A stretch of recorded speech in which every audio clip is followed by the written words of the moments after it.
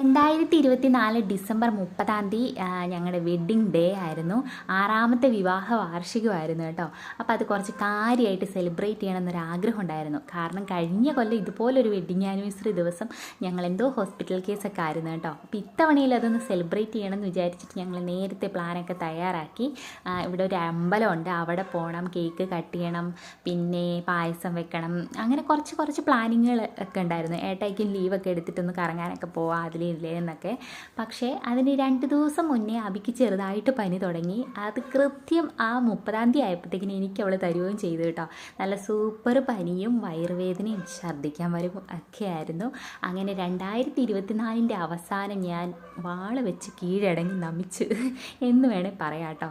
2 ദിവസം ഹോസ്പിറ്റലിൽ തന്നെ കയറുന്നു ഇറങ്ങുന്നു. ഞാൻ മാത്രമല്ല, അച്ഛനും ഉണ്ടായിരുന്നു കേട്ടോ. ഒരേ ഹോസ്പിറ്റൽ ഒരേ വാർഡിൽ അപ്പുറം ഇപ്പുറയും ട്രിപ്പിട്ട് ഞങ്ങൾ കിടക്കുന്ന അവസ്ഥയായിരുന്നു. തലപൊങ്ങാൻ പിന്നെയും കുറേ ദിവസം എടുത്തു കേട്ടോ. അതാണ് വീഡിയോ ഒക്കെ ലാഗായി പോയത്.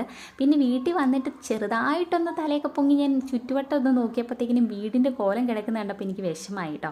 ഫുള്ള് വൃത്തികേടായിട്ട് കിടക്കായിരുന്നു. കാരണം ഞാൻ തലപൊങ്ങാത്തത് കൊണ്ടും പിള്ളേരിവിടെ ഉല്ലസിച്ച് നടക്കുന്നത് കൊണ്ടും മൊത്തം വലിച്ചു വാരി നിരത്തി ഇട്ടിരിക്കുകയായിരുന്നു കേട്ടോ. അങ്ങനെ പിന്നെ ചെറുതായിട്ടൊന്ന് ഓക്കെ ആയെന്ന് എനിക്ക് തോന്നിയപ്പോൾ ഞാൻ പതുക്കെ തല പൊങ്ങി കട്ടിലൊക്കെ ഒന്ന് മാറ്റി അടിച്ച് തൂത്ത് മാത്രമേ എനിക്ക് ഓർമ്മയുള്ളൂ. പിന്നെയും ക്ഷീണം വന്ന് 2 ദിവസം പിന്നെയും ബെഡേൽ തന്നെയായിരുന്നു.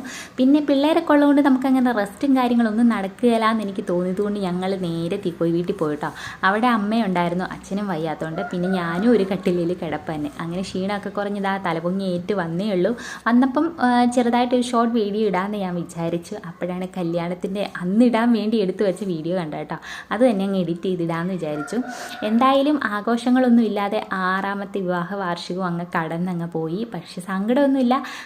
ആ ദിവസം തന്നെ നമ്മൾ ആഘോഷിക്കണമെന്നൊന്നും ഇല്ലല്ലോ. ഇനി തലയൊക്കെ പൊങ്ങിക്കഴിഞ്ഞ് ഒന്ന് അമ്പലത്തിലൊക്കെ പോയി ഒന്ന് അടിച്ചു പൊളിച്ച് പുറത്തൊക്കെ പോയി വരാമെന്ന് വിചാരിച്ച്.